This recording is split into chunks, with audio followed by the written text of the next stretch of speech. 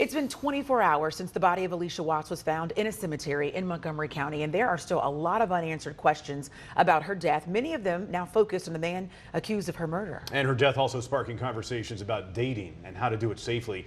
Jamise Price took those questions to experts and joins us live in Moore County tonight. Jamise? Steve, Allisha case resonated with a lot of people, especially those who are dating. And I often heard on the ground from those people who were searching for her that Allisha could have been me, a young woman that's dating but not knowing what's lurking in their partner's past. And in the case of James Dunmore, the man accused of killing Allisha, he has an alleged history of violence against women. We have seen a very much increase in domestic violence related homicides this year. And sadly, 39-year-old Allisha Watts is now among that number, a victim of domestic violence. Police say it was her then boyfriend, 51-year-old James Dunmore, who killed her.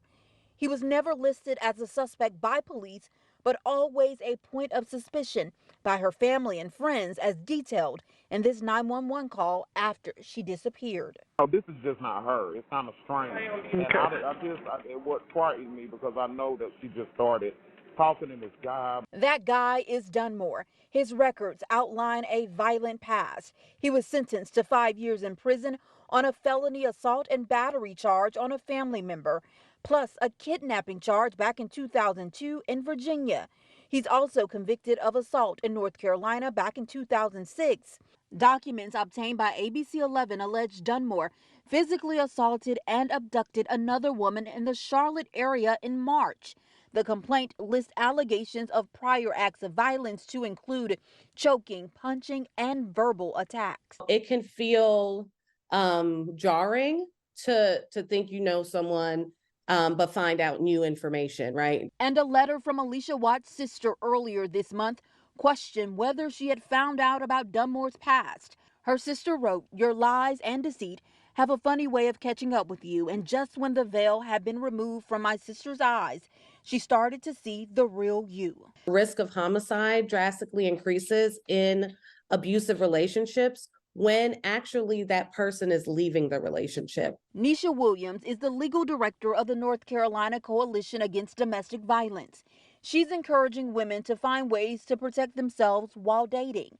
She suggests a background check, and turns out it's free at your county courthouse at the public service kiosk. The red flags you might be looking for on a criminal background check would be things like a violation of a domestic violence protective order, or having a charge of an assault or an assault on a female.